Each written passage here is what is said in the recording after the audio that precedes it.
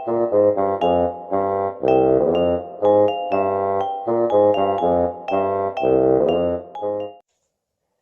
Everyone, welcome to my channel.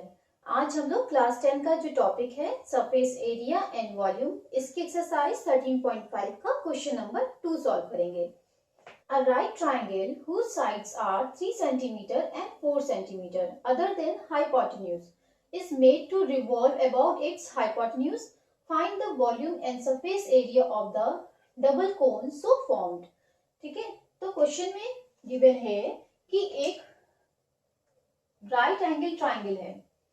इस type से कोई ट्राइंगल दे रखा है, तो यहाँ पे इसकी साइड से यहाँ पे ये राइट एंगल फॉर्म हो रहा है। मान लीजिए तो यहाँ पे 3 सेंटीमीटर है और ये वाली साइड 4 सेंटीमीटर की है। ठीक है, फिर क्वेश्चन में दिया गया है कि इसको रिवॉल्व कराया जाता है अबाउट इट्स हाइपोटेन्यूज के। ठीक है, तो हाइपोटेन्यूज की तरफ से रिवॉल्व करा रहे हैं, मतलब इस तरीके से रिवॉल्व करा रहे हैं, तो यही साइड इधर भी आ जाएगी। जब इस तरीके से हम लोग रिवॉल्व करा रहे हैं इसको, तो इस टाइप से एक और यहाँ पे राइट एंगल ट्राइंगल फॉर्म हो जाएगा।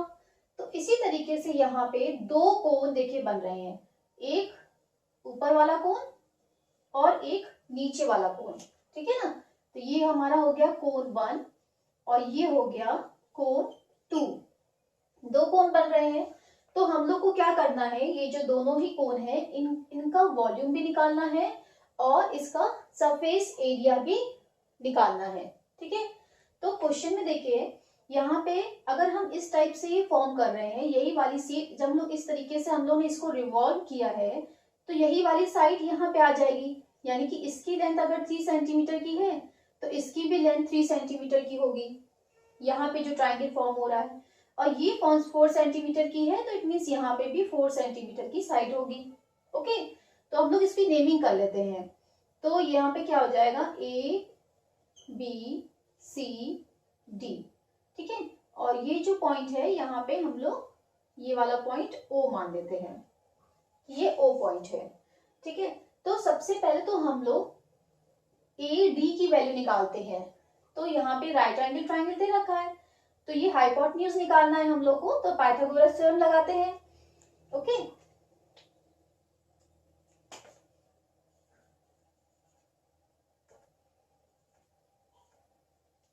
इन ट्राइंगल ABD में AB is equal to 3 centimeter and BD is equal to 4 centimeter. This implies that AD is equal to क्या हो जाएगा, अंडर रूट 3 का स्क्वायर प्लस 4 का स्क्वायर। ठीक है ना, बेस का स्क्वायर प्लस हाइट का स्क्वायर। तो यहाँ पे वैल्यू कितनी आ जाएगी, 9 प्लस 16, यानी कि अंडर रूट 25 और वैल्यू आ गई 5 सेंटीमीटर। ये किसकी वैल्यू निकली है, AD की वैल्यू निकली है। यानी कि यहां से यहां तक की जो डिस्टेंस है ये 5 सेंटीमीटर की डिस्टेंस है। ओके, तो देखिए सबसे पहले तो हम लोग को अगर कोन का वॉल्यूम निकालना हो, ठीक है, या सरफेस एरिया निकालना हो, तो उसके लिए फॉर्मूले में अप्लाई करने के लिए हम लोग को एक तो R चाहिए और H की जरूरत होगी। ठीक है ना, कि इस वाले कोन की क्या हाइट है और इस वाले कोन की क्या हाइट है। तो हम लोग जो कोन 1 है इसकी हाइट हम लोग H1 मान रहे हैं, और जो कोन 2 है इसकी हाइट हम लोग H2 मान के चल रहे हैं। ठीक है ना, यानी कि AO की वैल्यू H1 है और OD की वैल्यू H2 है। और रेडियस देखिए यहाँ पे सेम है, क्योंकि इसी बेस पे ये वाला ट्रायंगल फॉर्म हो रहा है और इसी बेस पे ये वाला भी, नीचे वाला भी ट्रायंगल फॉर्म हो रहा है। यानी कि R दोनों ही ट्रायंगल्स में सेम है, दोनों ही कोन्स में सेम है R। ठीक है, तो सबसे पहले हम लोग को क्या निकालना है, BO की वैल्यू अगर हम लोग निकालें तो यहाँ पे क्या होगा, ए ट्राइंगल ABD, ठीक है, area of triangle ABD equal to क्या हो जाएगा, इसका फॉर्मूला क्या होता है, 1/2 बेस इंटू हाइट। ठीक है ना, तो बेस क्या है, यहाँ पे AD बेस है। अगर हम लोग ABD ट्राइंगल अलग से बनाते हैं। तो देखिए यहाँ पे ये जो है ये परपेंडिकुलर बन रहा है, यहाँ पे हाइट है ये, और ये क्या है इसका बेस है, एडी बेस है और बीओ क्या है इसकी हाइट है, ठीक है ना। तो यहाँ पे क्या हो जाएगा एडी मल्टीप्लाई बाय बीओ। तो यहाँ पे वैल्यू पुट कर लेते हैं 1/2, एडी की वैल्यू क्या है 5 है, मल्टीप्लाई बाय बीओ, बीओ की वैल्यू हम लोग को नहीं पता है तो हम लोग एज इट इट मीन्स 5/2 बीओ। This is equation 1। Okay, then similarly area of triangle ABD, ABD का एरिया निकालने का एक और तरीका क्या है, देखिए यहाँ पे अगर हम ये बेस मानते हैं तो ये हाइट है इसकी, या ये हम बेस मान रहे हैं तो ये हाइट है इसकी, ठीक है ना, क्योंकि ये दोनों ही एक दूसरे पे परपेंडिकुलर है। तो A B 1/2 multiply by A B multiply by B D. Okay, तो यहाँ पे इसकी वैल्यू कितनी है 3 है और इसकी वैल्यू है 4। तो 1/2 मल्टीप्लाई बाय ए बी की वैल्यू 3 है और बी डी की वैल्यू कितनी है 4 है। तो यहाँ पे वैल्यू कितनी आ गई 6। ये हमारी इक्वेशन 2 हो गई, ठीक है। अब देखिए एरिया चाहे हम इसको बेस माने इसको हाइट माने या इसको बेस माने इसको हाइट माने, तो एरिया तो एबीडी का सेम होगा ना, ठीक है ना। तो बाय इक्वेशन 1 and 2 क्या हो जाएगा 5/2 BO is equal to 6। Okay, तो यहाँ पे BO की वैल्यू कितनी आ जाएगी 6 मल्टीप्लाई बाय 2/5।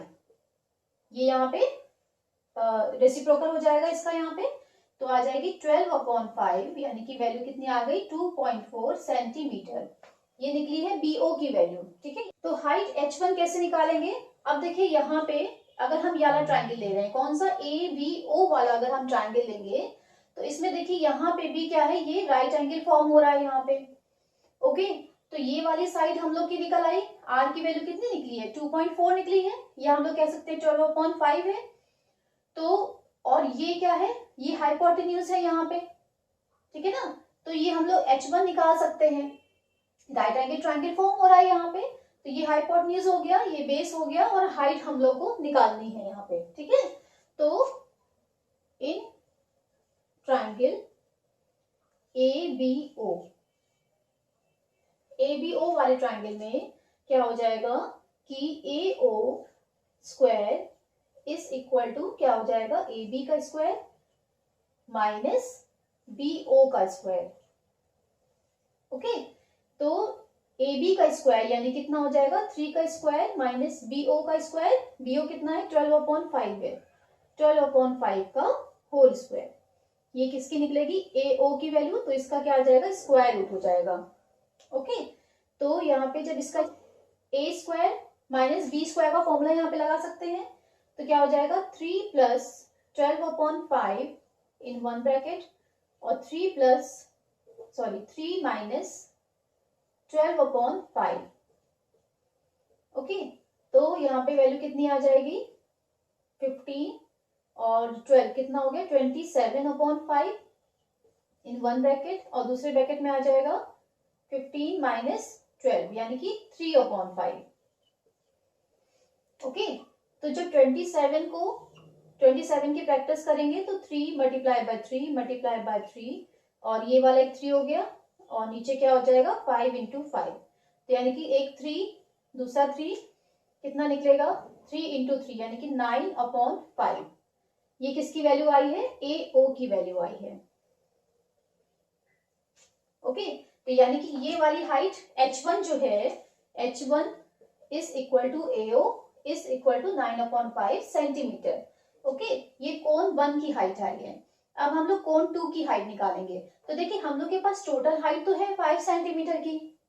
ओके, अब हम लोग H1 इसमें से माइनस कर दें, 9/5 को माइनस कर दें तो ये वाली वैल्यू निकल आएगी H2 की। ओके, कि DO यानी कि H2 इज इक्वल टू क्या हो जाएगा 5 माइनस 9/5, तो वैल्यू कितनी आ जाएगी 16/5 सेंटीमीटर, यानी कि H2 की वैल्यू यहाँ पे क्या आई है, H1 की आई है 9/5 और H2 की वैल्यू आई है 16/5। ठीक है, तो अब हम लोग के पास हाइट भी है और रेडियस भी है दोनों ही कोण की, तो हम लोग इसका वॉल्यूम का ही फॉर्मूला लगा सकते हैं और सरफेस एरिया का भी फॉर्मूला लगा सकते हैं। तो volume of both cones is equal to volume of cone 1 and plus volume of cone 2। यहाँ पे फॉर्मूला क्या हो जाएगा, 1/3 pi r square H1 plus 1/3 pi r square H2।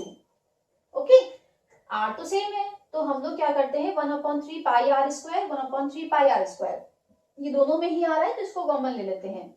तो 1/3 pi r square in the bracket H1 plus H2। इसको जब हम लोग सॉल्व करेंगे तो वैल्यू आ जाएगी 1/3 multiply by 22/7 multiply by r square, r की वैल्यू आई है 12/5 मल्टीप्लाई बाय 12/5 और in the bracket H1 is 9/5 plus 16/5।